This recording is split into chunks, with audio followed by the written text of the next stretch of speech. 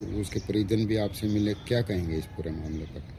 देखिए, 1 साल पहले 24 जनवरी के आसपास की घटना है। 24 एक दिसंबर। लड़की ने सुसाइड किया, गरीब घर की बेटी थी और उसने कहा कि उसको एग्ज़ाम ना देने दिया गया, फीस की वजह से उसको एक और दूसरे मानसिक दबाव, शारीरिक दबाव उस पर डाले गए, इसलिए उसने सुसाइड किया।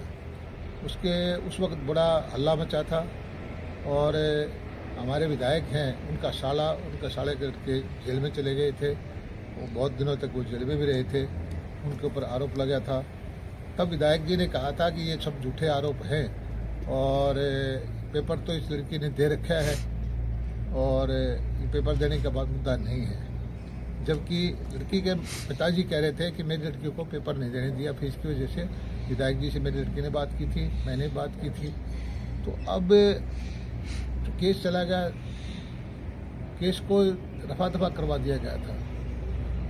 अधिकारियों से मिलके कैसे करके ये कह दिया गया कि इसमें कोई भी दोष इनका दोषियों का नहीं है। लड़की का पिता SC आयोग के अंदर भारत सरकार में गया और उसने वहाँ पर अपनी दरखास्त रखी कि मेरे साथ अन्याय हुआ है और बाहुबली है हमारा विधायक, उसने अपने प्रभाव से, पैसे के प्रभाव से केस को दबा दिया है। और जो पेपर जो दिए गए हैं वो मेरी बेटी ने नहीं दिए गए। मेरी बेटी की जब लाश पड़ी थी उस वक्त किसी दूसरे आदमी को बैठा करके मामले को रफा दफा करने के लिए पेपर दिए गए थे। तब उस आयोग ने ये कहा कि इन पेपर को चेक करें। यूनिवर्सिटी से पेपर निकाले गए और पाया गया कि ये पेपर वाकई किसी और से दिलवाए गए और तब आयोग ने संज्ञान लिया, बड़ी उस DSP के खिलाफ कार्रवाई की और केस ट्रांसफ़र किया।